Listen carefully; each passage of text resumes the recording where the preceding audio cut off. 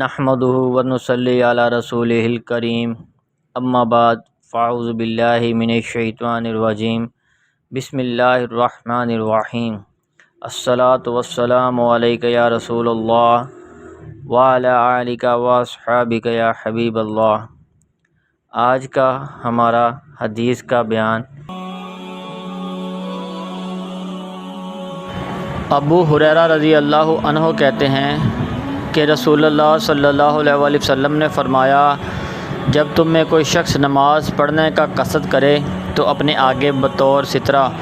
کوئی چیز رکھ لے، اگر کوئی چیز نہ پائے تو لاٹھی ہی گاڑ لے، اور اگر اس کے ساتھ لاٹھی بھی نہ ہو تو زمین پر ایک لکیر خط کھینچ لے، پھر اس کے سامنے سے گزرنے والے کوئی بھی چیز اس کو نقصان نہیں پہنچائے گی۔ ابو ہریرہ رضی اللہ عنہ سے روایت ہے کہ ابو القاسم صلی اللہ علیہ وآلہ وسلم نے فرمایا، پھر سفیان نے لکیر کھینچنے کی حدیث بیان کی۔ سفیان کہتے ہیں، ہمیں کوئی ایسی دلیل نہیں ملی جس سے اس حدیث کو تقویت مل سکے،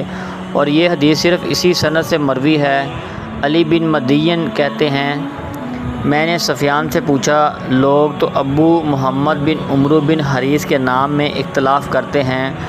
تو سفیان نے تھوڑی دیر غور کرنے کے بعد کہا، مجھے تو ان کا نام ابو محمد بن عمرو ہی یاد ہے۔ سفیان کہتے ہیں، اسماعیل بن امیہ کی وفات کے بعد ایک شخص یہاں کوفہ آیا اور اس نے ابو محمد کو تلاش کیا، یہاں تک کہ وہ اسے ملے، تو اس نے ان سے اس حدیث خط کے متعلق سوال کیا تو ان کو اشتباہ ہو گیا۔ ابو داؤد کہتے ہیں، میں نے احمد بن حنبل سے سنا، آپ سے متعدد بار لکیر کھینچنے کی کیفیت کے بارے میں پوچھا گیا تو آپ نے کہا وہ اس طرح حلال کی طرح چوڑائی میں ہوگی۔ ابو داؤد کہتے ہیں، اور میں نے مسجد کو کہتے سنا کہ اب ابن داؤد کا بیان ہے کہ لکیر لمبائی میں ہوگی۔ ابو داؤد کہتے ہیں، میں نے احمد بن حنبل رحمۃ اللہ سے لکیر کی کیفیت کے بارے میں متعدد بار سنا، انہوں نے کہا اس طرح یعنی چوڑائی میں چاند کی طرح، محور اور مدور یعنی مڑا ہوا۔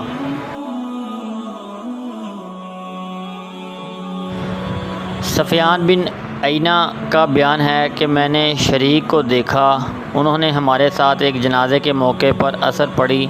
تو اپنی ٹوپی بطور سترہ اپنے سامنے رکھ لی۔